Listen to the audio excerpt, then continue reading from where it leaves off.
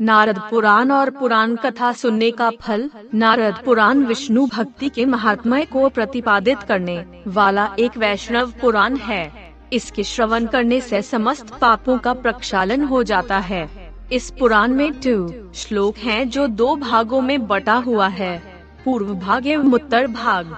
पूर्व भाग में नारद जी श्रोता के रूप में प्रतिष्ठित हैं तथा सनक, सनंदन, सनत कुमार और सनातन इसके वक्ता हैं। उत्तर भाग के वक्ता महर्षि वशिष्ठ जी तथा श्रोता मानधाता जी हैं।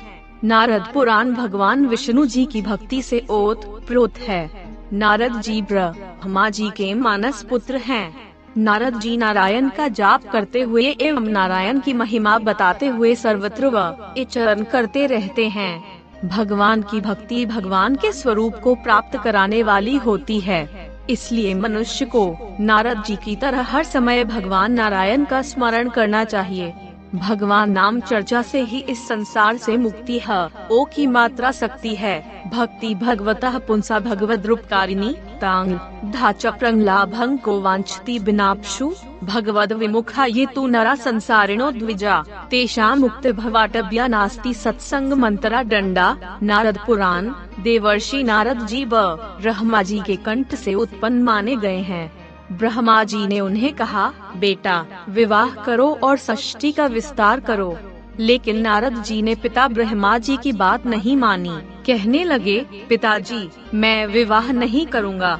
मैं केवल भगवान पुरुषोत्तम की भक्ति करना चाहता हूँ और जो भगवान को छोड़कर विषयों एवं भोगों में मन लगाए उससे अधिक मूर्ख कौन होगा। विषय तो स्वप्न के समान नश्वर तुच्छ एवं विनाशकारी है। आदेश न मानने पर ब्रह्मा जी ने रोष में आकर नारद जी को श्राप दे दी या एवं कहा कि तुमने मेरी आज्ञा नहीं मानी, इसलिए तुम्हारा समस्त ज्ञान नष्ट हो जाएगा और तुम गंधर्व योनि को प्राप्त कर कामिनियों के वशीभूत हो जाओगे।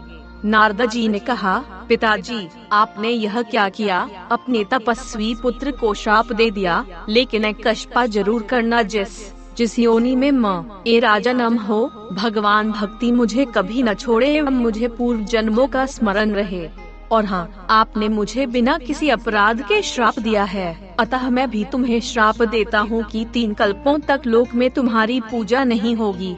आपके मंत्र रोध कवच सभी लोप हो जाएंगे। ब्रह्मा जी के श्राप से नारद जी को गंधर्व योनि में जन्म लेना पड़ा तथा 2 योनियों में जन्म लेने के पश्चात उन्हें परब्रह्म ज्ञानी नारद स्वरूप प्राप्त हुआ। गायन नामाद्य निदम तंत्रिया रम्यत्यातुरंग जगत। अहो देवर्षि नारद धन्य हैं, क्योंकि ये भगवान की कीर्ति को अपनी वीणा पर गाकर स्वयं तो आनंद में रहते हैं, साथ ही दुखों से संतप्त जगत को भी आनंदित करते रहते हैं।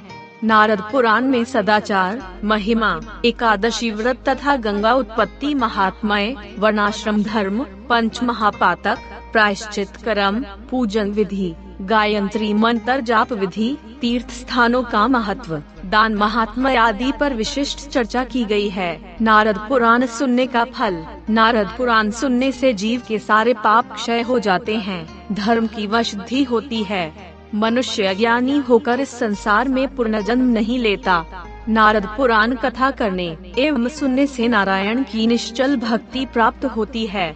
नारदोदेव दर्शनः अर्थात जिन्हें नारद जी के दर्शन हो जाए उसे नारायण के दर्शन अवश्य होते हैं। नारद पुराण करवाने का मुहूर्त। नारद पुराण कथा करवाने के लिए सर्वप्रथम विद्वान ब्राह्मणों से उत्तम मुहूर्त निकलवाना चाहिए। ये नारद पुराण के लिए श्रावण, भाद्रपद, आश्विन, अगहन, माघ, फाल्गुन, वैशाख और ज्येष्ठ मास विशेष शुभ हैं। लेकिन विद्वानों के अनुसार जिस दिन नारद पुराण कथा प्रारंभ कर दे वही शुभ मुहूर्त है। नारद पुराण का आयोजन कहाँ करें। नारद पुराण करवाने के लिए स्थान अत्यधिक पवित्र होना चाहिए। जन्म भूमि में नारद पुराण करवाने का विशेष महत्व बताया गया है। जननी जन्म भूमिश्च स्वर्गादपि गरीयसी। इसके अतिरिक्त हम तीर्थों में भी नारद पुराण का आयोजन कर विशेष फल प्राप्त कर सकते हैं। फिर भी जहाँ मन को संतोष पहुँचे उसी स्थान पर कथा करने से शुभ फल की प्राप्ति होती है। नारद पुराण करने के नियम। नारद पुराण का वक्ता विद्वान ब्राह्मण होना चाहिए। उसे शास्त्रों एवं वेदों का सम्यक ज्ञान न होना चाहिए। नारद पुराण में सभी ब्राह्मण सदाचारी हों और सुंदर आचरण वाले हों। वो संध्या बंधन एवं अनुस्वार प्रतिदिन गायत्री जाप करते हों। ब्राह्मण एवं यजमान दोनों ही 7 दिनों तक उपवास रखें। केवल एक समय बड़ी ई की मात्रा भोजन करें।